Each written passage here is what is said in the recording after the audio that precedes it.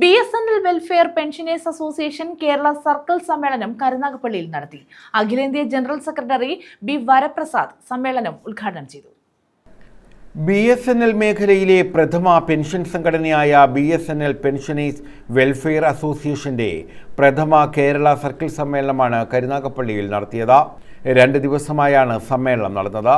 അഖിലേന്ത്യാ general secretary B Varaprasad സമ്മേളനം ഉദ്ഘാടനം ചെയ്തു. Because the lagging ahead, monetary aspect is a more dangerous one. And the pension division for the existing pensioners itself is a big problem now because of the financial lag. BSNL Kerala Chief General Manager B. Sunil Kumar, Controller of Communication Accounts Renganatha, A. Shyam, Kerala Circle Secretary T.P. Georgia, S. Radhakrishnan, S. Bashir, K. Ramanan, C.A. Unnikrishnan, T. Radhakrishnan, P. Rajiv, S. Omanakuttanpilla എന്നിവർ പങ്കെടുത്തു. November 7, 8, 9 തീയതികളിൽ എറണാകുളത്ത് നടക്കുന്ന ദേശീയ സമ്മേളനത്തിന്റെ മുന്നോടിയായാണ് Kerala circle സമ്മേളനം നടത്തിയത്.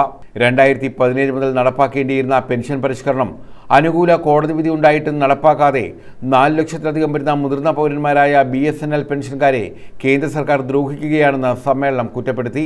കേന്ദ്ര പെൻഷൻകാർക്കിടയിൽ വേർതിരിവ് സൃഷ്ടിക്കരുതെന്ന് സമ്മേളനം ആവശ്യമുന്നയിച്ചു. 1972 പെൻഷൻ നിയമത്തിന്റെ ലംഘനമായ പെൻഷൻ നിയമ ഭേദഗതിക്കെതിരെ ഏപ്രിൽ 3 ദേശീയ പ്രതിഷേധം സംഘടിപ്പിക്കുമെന്നും പ്രതിഷേധം വൻ വിജയമാക്കാനും സമ്മേളനം തീരുമാനിച്ചു. News bureau, Karunagappally.